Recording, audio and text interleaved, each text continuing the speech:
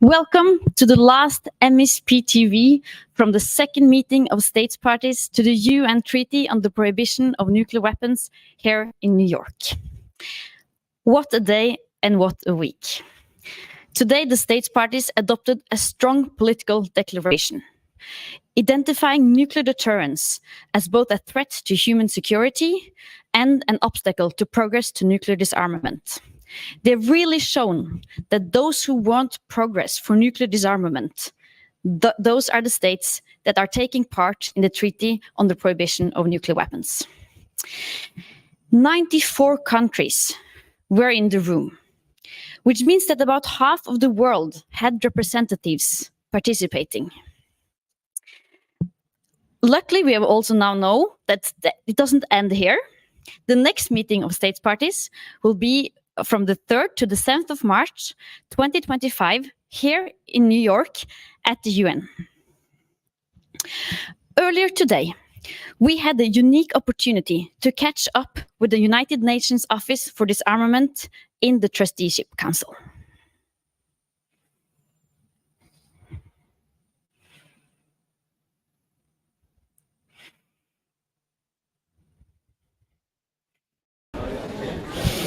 Hello, we are very lucky. We just got a short minute with Renee Hick, the Deputy Secretary General of the meeting, working at ODA here in the Trusteeship Council. Can you tell us a bit about the meeting, your impressions of the meeting? Sure. So it's day 5 of the meeting. It's the final day. And I think we've had great discussions, very substantive discussions over all 4.5 days that are behind us now. So, I was struck in particular about the powerful testimony by Mr. Suechikido at the opening meeting. I think that really helped set the tone, as did the thematic debate on the humanitarian impacts that followed. And then, when states parties got down to the nitty-gritty of looking at considering the reports of the intersessional process and the ins and outs of their implementation of the treaty, I was struck by the very broad cross-section of states parties and observer states that took part in this. You really see that it's a vibrant treaty where all the states parties are closely engaged. And what is the importance of this treaty? I mean, as our Secretary General of the UN, Mr. Antonio Guterres, and my more immediate boss, the High Representative for Disarmament Affairs, Mrs. Sumi Nakamitsu, have said, this is the first multilateral nuclear disarmament treaty that was negotiated since 1996. That's important unto itself. And also, this is a treaty that gives a voice to those states that have traditionally felt a little bit excluded, maybe a little bit marginalized in the other nuclear disarmament negotiations. And it's given them a forum to pursue their priorities and give voice to their concerns. I want also to congratulate you on that, the importance of really putting the affected communities in the center. As you said, the strong testimony in the beginning of the meeting and how this has formed the rest of the meeting. Do you have any expectations now for the last hours? Well, the thanks I think need to go to the states parties first and foremost, and to the president. We're the secretariat. We're just here to make sure the lights come on and the microphones work when you press the button. It's the praise goes to the others. But for the final hours, this is we've finished up all of our substantive debates, and now what we're looking forward to at the end is the adoption of the decisions that are needed to sort of keep the process running and set up work to take us through to the 3rd meeting of states parties. Some decisions related to that 3rd meeting of states parties, and then I understand there's also still work ongoing on a political declaration. We're looking forward to it. Thank you so much for taking time in these busy days. Yeah. Thank you. Thank you.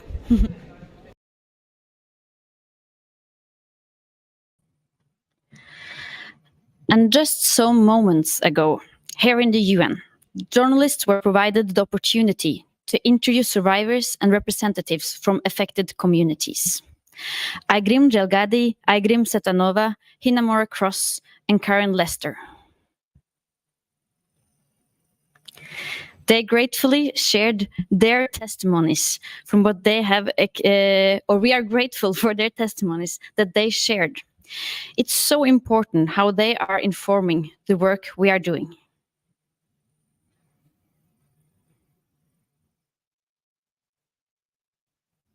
Communities will not responsible for the act or the pain of nuclear weapons, but the process of healing, the process of finding solutions for our people lies with us.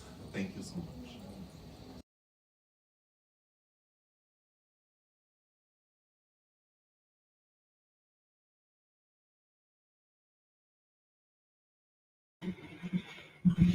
And I'm happy to welcome our guest, Jalet Rahmatullah, from the STEP Organization for Peace, Kazakh Youth Initiative for Nuclear Justice. Thank you for having me. Thank you so much for being here. Come a bit closer so we're both in the frame. What have been your organization's priorities in this meeting? Why are you here? So actually, Kazakh youth, 6 of us made a history. During Nuclear Ban Week in New York City, we established freshly founded a STEP Organization for Peace, and we organized a side event, a panel discussion where we discussed the nuclear politics of Kazakhstan and also how young people are contributing to the problems and solutions. And we also made a great networking, and we are looking forward to cooperate with all the stakeholders during and after this MSP. And what's your opinion now on Kazakhstan leading the third meeting of states parties? We're proud of our government because during the first MSP, it was already a decision that Kazakhstan will preside over the third MSP. We know that it's going to happen in 2025, right here in the week of the 3rd March. And we're ready to assist to our government when it comes to organizing intersessional events, when it comes to raising the voices of young Kazakhs and all youth around the world. And we also would like to contribute to the third MSP by raising the representation of 2nd and 3rd generation survivors of Soviet nuclear testing. Thank you so much. Thank you so much for being here and for everything you put into strengthen this treaty. Thank you so much. We have more guests from Kazakhstan. Zhengalde Surimbet, thank you so much for being here. You're the consular at the permanent mission of the Republic of Kazakhstan to the UN. And congratulations with now Kazakhstan holding the 3rd meeting of states parties. Today it was adopted a strong declaration, and there were some decisions done on Articles 6 and 7. Maybe you can share some of that with us. Thank you very much. We appreciate ICANN's great support and involvement in the TPNW process. The decisions made at the 2nd meeting of states parties to the TPNW related to the Articles 6 and 7 of the treaty, of course, are of a high significance for my country, given the history of nuclear testing in Kazakhstan and the huge negative impact on the population close to the former Semipalatinsk nuclear test site. We, together with Kazakhstan and Kiribati as co-chairs of the working group on Article 6 and 7, elaborated decisions on the national implementation measures, reporting, and the establishment of the International Trust Fund, which we consider as one of the practical and important solutions and decisions for the affected by nuclear testing communities. So during the next intersessional period, we are keen to work and elaborate guidelines and feasibility of the International Trust Fund in order to support those who have been affected by these deadly weapons. Thank you so much for your leadership on this in this area in the treaty. What's your goals for the 3rd MSP? Do you have any hopes, expectations? Of course, thanks for this excellent question. Our goal is to have as many as possible countries to ensure the universalization of the treaty. Now, you've mentioned that we have 94 participants, 93 states that signed the treaty, and 69 states parties who ratified or acceded to the treaty. We hope this number will face an upward trend, and if we have more than 100, that means we have the majority of UN member states in this treaty. So our goal is to ensure the universalization of the treaty and to implement the practical decisions placed by all the working groups, especially by the working group on positive obligations. We hope to establish an international trust fund at the third MSP. That's our plan. Light problem, but it's soon turn off only. Yes. Thank you. Thank you. No, okay. Oh, so all of these decisions will be once again implemented. This is a priority of the Kazakh presidency, and of course we always count on the support by civil society, by organizations like ICANN, ICRC, and other stakeholders, youth representatives, academia, parliamentarians, and we hope that this treaty will unite all these member states of the UN, and all the decisions are on a voluntary manner and base. That is why we encourage non-states parties to consider making next step by acceding to the treaty. Thank you. Thank you so much for all the work you put into this and the leadership you've shown for the important Article 6 and 7.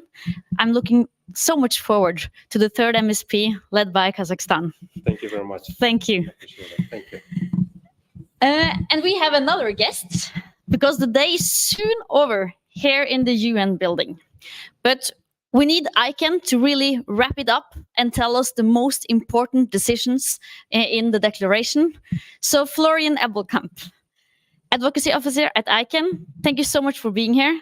Can you tell us some of the highlights of the meeting and the declaration adopted today? Hi, Tuva, and it's good to be back at MSP-TV. It was really a heartening moment in the Trusteeship Council chamber when the state parties adopted the political declaration of the second meeting of states parties just minutes ago, really. Now, there's a few highlights that I maybe want to share that I think send a very powerful message to the international community. The first one is the treaty is growing. You've said that 94 countries have attended this meeting, which are a few more than last year in Vienna.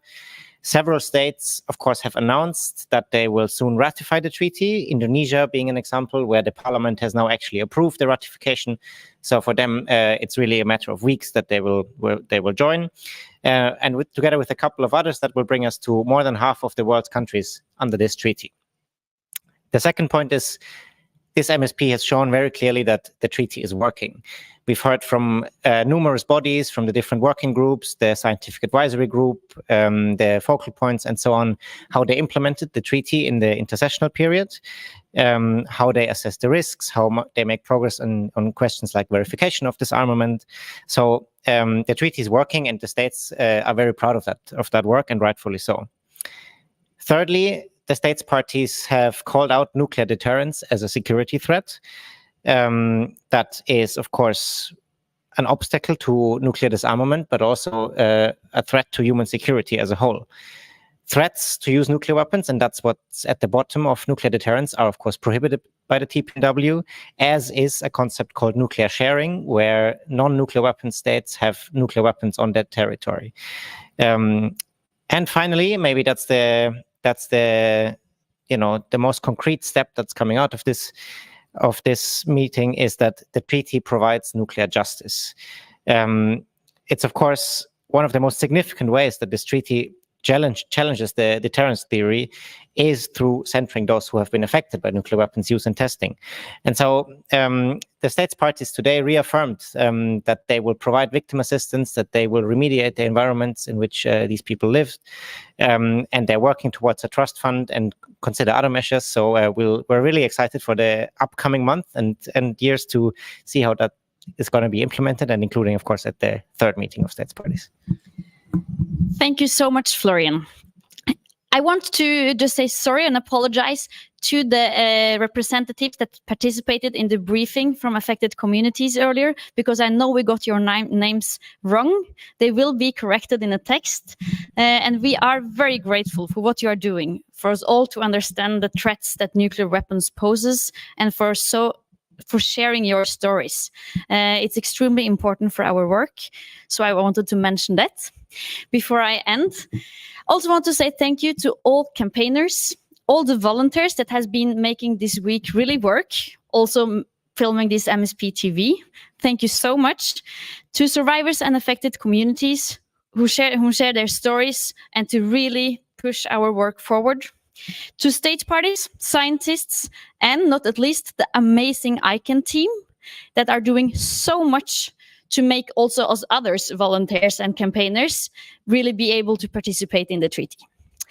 Now we are going to celebrate here in New York. Celebration today.